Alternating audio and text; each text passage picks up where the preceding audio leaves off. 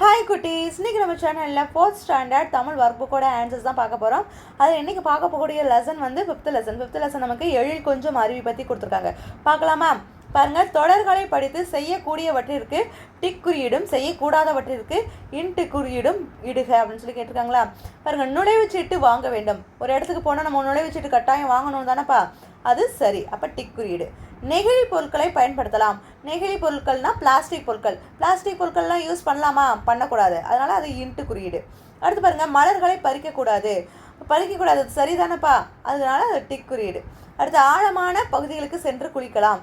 ஆழமான பகுதிகளுக்கு சென்று குளிக்கலாமா? ஆறோ குளங்கள்லையோ குளிக்கக்கூடாதுப்பா, அது ஆபத்தானது, அது தவறான செயல். சரிங்களா? அடுத்து, வனவிலங்குகளுக்கு உணவுப் பொருட்கள் வழங்கக்கூடாது.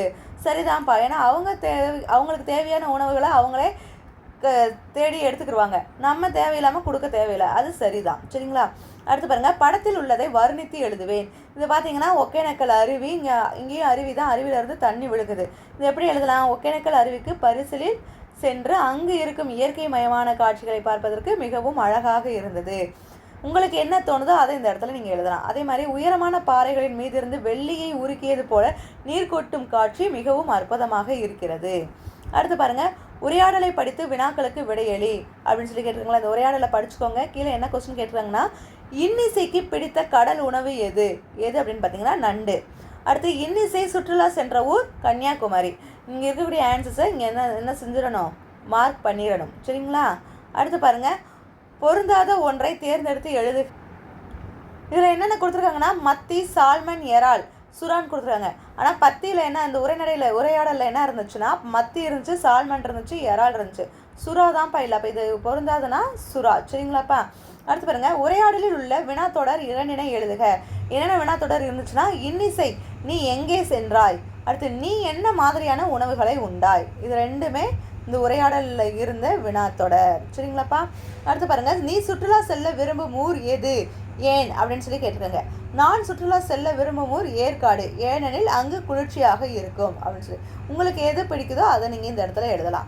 அடுத்து பாருங்கள், விரைவாக படிப்பேன், படித்த நேரத்தை குறிப்பேன் அப்படின்னு சொல்லி கொடுத்துருக்காங்களா. இதை நல்லா படிச்சுட்டு அந்த டைமை இங்கே நோட் பண்ணி வச்சுக்கணும். அடுத்து, அதே தான் இங்கேயும் விரிவாக படிப்பேன், படித்த நேரத்தை குறிப்பேன். இந்த பத்தியை படிக்கிறதுக்கு உங்களுக்கு எவ்வளோ நேரம் ஆகுதோ அதை நீங்கள் படித்து பார்த்துட்டு டைம் நோட் பண்ணி இங்கே எழுதணும். நான் சும்மா எழுதியிருக்கேன், உங்களுக்கு என்ன டைம் வருதோ அது இந்த இடத்துல எழுதணும். அடுத்து பாருங்கள், புத்தகத்தில் தேடி எழுதுவோம். பாருங்கள், என்ன கொஸ்டின் கேட்டிருக்காங்க.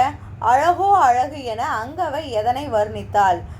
அழகோ அழகு என அங்கவை ஒகேனக்கல் அருவியை வர்ணித்தாள். அடுத்து, ஒகேனக்கல் என்ற பெயர் எப்படி வந்தது. ஒகேனக்கல் என்பதற்கு புகையும் கல்பாறையும் என பொருள்.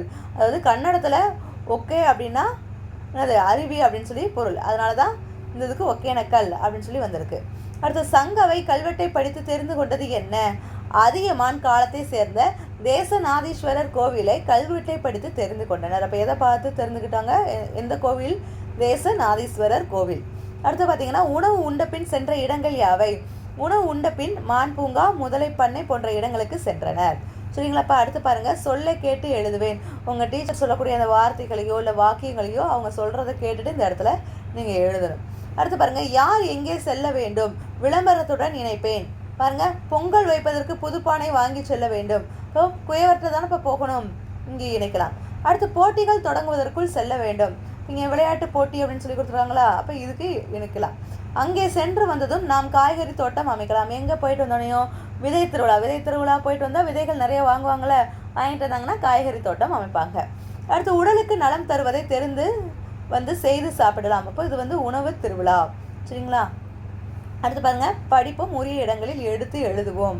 இங்கே கொடுத்துருக்காங்க, வாரீர் வாரீர், சுவையோ மிகுதி, விலையோ குறைவு, குப்பையை குப்பை தொட்டியில் போடுவீர், கருப்பட்டி தேநீர் கிடைக்கும், அன்னை தேநீர் கடை, பள்ளியில் சேர்ப்பீர். இப்போ இதெல்லாம் இங்கே இந்த பலகையெல்லாம் எங்கே வைக்கலாம் அப்படின்னா, இங்கே பாருங்கள், தேநீர் கடை இருக்கா, அது அன்னை தேநீர் கிடைக்கும். என்ன தேநீர் கிடைக்கும்? கருப்பட்டி தேநீர் கிடைக்கும். பாருங்கள், வாரீர் வாரீர், சுவையோ மிகுதி, விலையோ குறைவு. இந்த பலகையில் நம்ம இங்கே இருக்கக்கூடிய வார்த்தைகள் எது கரெக்டாக இருக்கோ அது இந்த இடத்துல எழுதணும். அடுத்து, இங்கே போராட்டம் பண்ணிட்டு வராங்களா, என்ன சொல்கிறாங்க? சேர்ப்பீர் சேர்ப்பீர், பள்ளியில் சேர்ப்பீர். அடுத்து பாருங்கள், இங்கே குப்பை தொட்டி இருக்கா, குப்பையை குப்பை தொட்டியில் போடுவீர். அடுத்து பாருங்கள், பத்தியை படிப்பேன், விடுபட்டதை நிரப்புவேன். பாருங்கள், இந்த பத்தியை நல்லா படிச்சுக்கோங்க, என்னென்னலாம் விடுபட்டிருக்கோ அதை இங்கே நிரப்பணும்.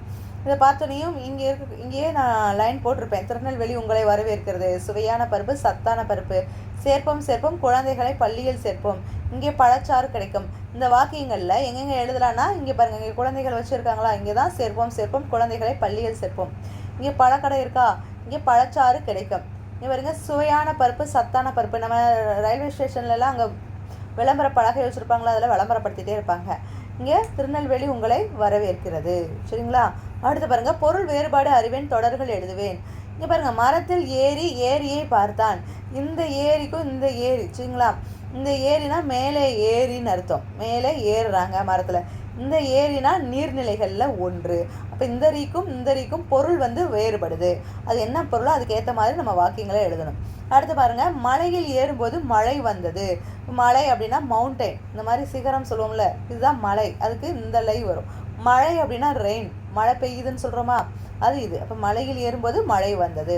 இங்கே நம்ம என்ன எழுதலாம், காலை வேளையில் விவசாயி காளையை பூட்டினான். இப்போ காலைனா மார்னிங் டைமில் விவசாயி என்ன செய்வாங்க, காளைனா இந்த காளைனா காளை மாடை குறிக்கும். காளையை பூட்டினான். அடுத்து பாருங்கள், பள்ளின்னு சொல்லி கொடுத்துருவாங்கன்னா, பள்ளியின் மேற்கூரையில் பள்ளி ஊறுகிறது. இந்த பள்ளியின் மேற்கூரையில் பள்ளி ஊறுகிறதா, இந்த பள்ளி என்பது ஸ்கூல், மேற்கூரையில் பள்ளி ஊறுகிறது வந்து ஊர்வன. சரிங்களா? அடுத்து பாருங்கள், படிப்பேன் மின்னுவேன்னு சொல்லி கேட்குறீங்களா, இதில் ஐ வரிசை இருக்கக்கூடிய எழுத்துக்களை கொடுத்துருக்காங்க. கை, ஐ, சை.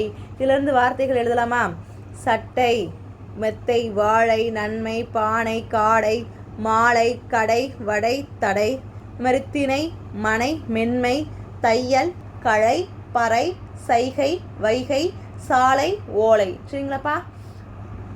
இங்கே அதுதான் வண்ணங்களுடன் தொடர்புடைய சொற்களை எடுத்து எழுதுக. இங்கே இருக்கக்கூடிய வார்த்தைகள், இதில் எல்லா வார்த்தைகளையும் நீங்கள் படித்து பார்க்கணும். இதில் வண்ணங்களுடன் தொடர்புடைய சொற்கள் எதுனா வெண்மை, செழுமை. சரிங்களா? அடுத்து பாருங்கள், நாங்களே படிப்போம். பலா சுளை இனிக்கும், அதை எப்படி எழுதலாம், பலாச்சுளை இனிக்கும். இங்கே மயில் மழை ஆடியது, மயில் மழையில் ஆடியது. ஆதிரை பூங்கா நடந்தாள், ஆதிரை பூங்காவில் நடந்தாள். அன்பு இசை பாடினான், அன்பு இசைத்து பாடினான். சரிங்களா? அடுத்து வளரறி மதிப்பீடு பார்க்கலாமா? பாருங்க, எந்த பொருளின் செய்தியையும் எடுத்து தருவேன் ஒரு நொடியில் என கூறுவது யார் அப்படின்னா, பொருளின் செய்தியை எடுத்து கூறுவது செய்தித்தாள் தானே. இதோட ஆன்சர்ஸை இங்கே நம்ம ஷேர் பண்ணிடணும். அடுத்து பாருங்க, தரணி போற்றி மகிழ்ந்துடுமே. இந்த தரணி அப்படின்ற சொல்லுக்கான பொருள் என்னன்னா உலகம், இங்கே ஈல இருக்கு. அடுத்து பாருங்க, ஒகே என்ற கன்னட சொல்லுக்கான தமிழ் சொல் பார்த்தோமா, புகை. இது வந்து ஈ, ஒகே என்றால் புகை. அப்புறம் ஒகேனக்கல் அருவி அமைந்துள்ள மாவட்டம் தர்மபுரி. சரிங்களாப்பா? அடுத்த பொருத்தமான நிறுத்தற் குறியீடுக பாருங்க, திருச்சி, தஞ்சாவூர் மாவட்டங்கள் இதனால் வளம் பெறுகின்றன. திருச்சி, தஞ்சாவூர் மாவட்டங்கள் இதனால் வளம் பெறுகின்றன. கடைசியில் ஃபுல் ஸ்டாப். அடுத்து பாருங்க, வெள்ளியை உருக்கி ஊற்றியது போல இருந்தது. என்னது, நீர்வீழ்ச்சி தானேப்பா. இப்போ நீர்வீழ்ச்சி வெள்ளியை உருக்கி ஊற்றியது போல இருந்தது. அடுத்து பாராட்டுகள் குழந்தைகளே யார் யாரிடம் கூறியது. அந்த லெசனில் பார்த்தீங்கன்னா சித்தப்பா குழந்தைகளிடம் தான் சொல்லியிருப்பாங்க பாராட்டுகள் குழந்தைகளே. அடுத்து எழில் கொஞ்சம் மழை. இந்த எழில் அடிக்கோடிட்ட சொல்லின் பொருள் என்ன, எழில்னா அழகுன்னு அர்த்தம். சரிங்களா? அடுத்து பாருங்க, பொருத்தமான இணைப்பு சொல்ல நிரப்புக. அருவிக்கு சென்றோம் ஆனால் குளிக்கவில்லை. இப்போ இந்த இடத்துல இணைப்பு சொல் வந்து ஆனால் என்பது வரும். அப்புறம் உள்ளங்கையில் ஒரு உலகம், உள்ளத்தை காட்டும் கண்ணாடி. இப்பாடல் வரிகள் எதை குறிக்கிறது, எதை குறிக்கும், கணினி தானேப்பா அந்த லெசனில் இருந்துச்சு, கணினி. அடுத்து பாருங்க, கடிதத்தை படித்து வினாக்களுக்கு விடையளிக்க. இந்த கடிதத்தை படிங்க. இது எவ்வகை கடிதம், இது வந்து விடுப்பு கடிதம். ஏன்னா இங்கே வந்து விடுப்பு தான் கேட்டிருக்காங்க, 2 நாட்கள் மட்டும் விடுப்பு தருமாறு. அப்போ விடுப்பு கடிதம், விடுப்பு விண்ணப்பம். சரிங்களா? அடுத்து பாருங்க, கடிதம் யாருக்கு எழுதப்பட்டது, வகுப்பு ஆசிரியருக்கு. யார்கிட்ட லீவு கேட்போம், டீச்சர்கிட்ட தானே. அடுத்து விடுப்பிற்கான காரணம் திருமணம். என்ன காரணத்திற்காக விடுப்பு எடுக்கிறீங்களோ அந்த காரணம். அமுதன் குமரனுக்கு என்ன உறவு, மாமா உறவு. சரிங்களா? அடுத்து பாருங்க, உனது ஊரில் நடைபெறும் திருவிழாவிற்காக விடுப்பு அனுமதி பெற கடித செய்தியை எவ்வாறு மாற்றுவாய். எப்படி மாற்றுவோம், மதிப்பிற்குரிய ஐயா, நான் எனது ஊரில் நடக்கும் திருவிழாவிற்கு செல்லவிருப்பதால் என்னால் பள்ளிக்கு வர இயலாது. எனவே எனக்கு 3 நாட்கள் விடுப்பு தருமாறு தங்களை மிக தாழ்மையுடன் கேட்டுக்கொள்கிறேன். நன்றி. தங்கள் உண்மையில் உங்களோட பெயர். அடுத்து விளம்பரத்தை படித்து வினாக்களுக்கு விடையளி. இங்கே உலக சுற்றுலா தின வாழ்த்துக்கள் அப்படின்னு சொல்லிட்டு அந்த விளம்பர பலகை கொடுத்துருக்காங்க. அது என்னென்ன விஷயங்கள் கொடுத்துருக்காங்களோ அதை படிச்சுட்டு கீழே கேட்கப்பட்ட வினாக்களுக்கு விடையளிக்கணும். பாருங்க, சுற்றுலாவை ஏற்பாடு செய்திருக்கும் மாவட்டம் சேலம். சரிங்களா? சேலம் மாவட்டம் தான் சுற்றுலாவை ஏற்பாடு செய்திருக்கும் மாவட்டம். அடுத்து உலக சுற்றுலா தினம் செப்டம்பர் 27. அடுத்த விளம்பரத்தில் குறிப்பிட்டுள்ள சுற்றுலா இடம் எது? ஏற்காடு. சரிங்களாப்பா. விழுப்புரத்தை சேர்ந்த பாத்திமா சுற்றுலாவிற்கு விண்ணப்பிக்க முடியுமா? ஏன்? அதாவது விழுப்புரத்தை சேர்ந்த பாத்திமா சுற்றுலாவிற்கு விண்ணப்பிக்க முடியாது. ஏனெனில் சேலம், தருமபுரி, கிருஷ்ணகிரி, ஈரோடு மாவட்டத்தை சேர்ந்த மக்கள் மட்டுமே விண்ணப்பிக்க வேண்டும். ஏன்னா அந்த இடத்துல விழுப்புரம் வந்து கொடுக்கல. சேலம், தருமபுரி, ஈரோடு, கிருஷ்ணகிரி மாவட்டத்தை சேர்ந்த மக்கள் மட்டும்தான் கொடுத்துருக்காங்க.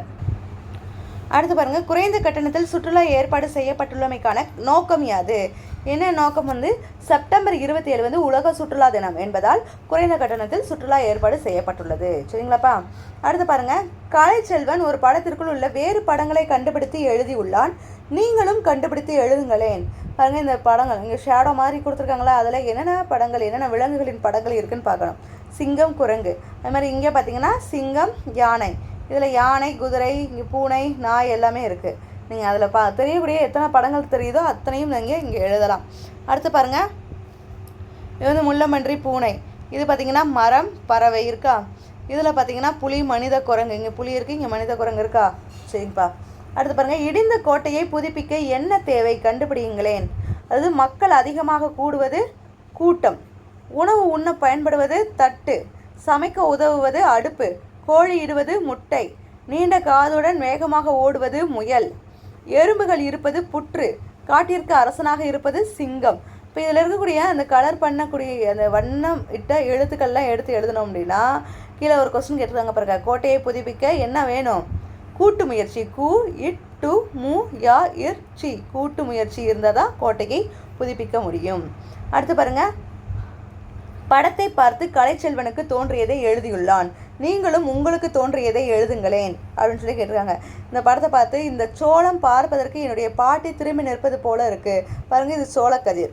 அது மாதிரி இது வந்து உருளைக்கிழங்கு மாதிரி இருக்கா. இந்த உருளைக்கிழங்கு பார்ப்பதற்கு வாத்து நிற்பது போல உள்ளது. இது பாருங்கள், இது ஒரு கிழங்கு. இந்த கிழங்கு பார்ப்பதற்கு கரடி பொம்மை போல உள்ளது. இது கேரட். இந்த கேரட் பார்ப்பதற்கு ஒரு தாய் தன் குழந்தையை தூக்கி வைத்தது போல உள்ளது. இந்த தக்காளி பாருங்கள், இந்த தக்காளி பார்ப்பதற்கு கோழி குஞ்சு போல உள்ளது. பாருங்கள், இங்கே முள்ளங்கி. இந்த முள்ளங்கி பார்ப்பதற்கு ஒரு குழந்தை அமர்ந்துள்ளது போல உள்ளது. சரிங்களாப்பா. அடுத்து பாருங்கள், உங்களுக்கு பிடித்த காய்கறிக்கு ஒரு கடிதம் எழுதுங்களேன்னு சொல்லி கேட்டிருக்காங்களா. நான் கேரட் பற்றி எழுதியிருக்கேன். உன்னை பார்த்ததும் அனைவரையுமே ஈர்ப்பாய். உன்னை சாப்பிடுவது எங்களுக்கு ரொம்ப பிடிக்கும். உன்னுள் வைட்டமின் ஏ அதிக அளவில் உள்ளதால் கண் பார்வையை அதிகரிக்கும், நோய் எதிர்ப்பு சக்தி அதிகரிக்கும், உயர் இரத்த அழுத்தம் குறையும். இவ்வாறு பலவித நன்மைகள் உன்னுள் உள்ளன. உன்னை நன்றாக சாப்பிட்டு நாங்கள் பயனடைவோம் அப்படின்னு சொல்லிட்டு கேரட் பற்றி நான் எழுதியிருக்கேன். உங்களுக்கு என்ன காய்கறி பிடிக்கும், எதனால் பிடிக்கும் அப்படின்ற தகவலை இந்த இடத்துல நீங்கள் எழுதுங்க. ஓகே குட்டீஸ், இந்த லெசன் இதோட முடிஞ்சு. இந்த லெசனில் நம்ம ஆன்சர் பார்த்துருக்கோம். அதில் இருக்கக்கூடிய டவுட்ஸ் ஏதாவது இருந்துச்சுன்னா கமெண்ட் செக்ஷனில் கமெண்ட் பண்ணுங்கள். ஓகே குட்டீஸ், தேங்க்யூ.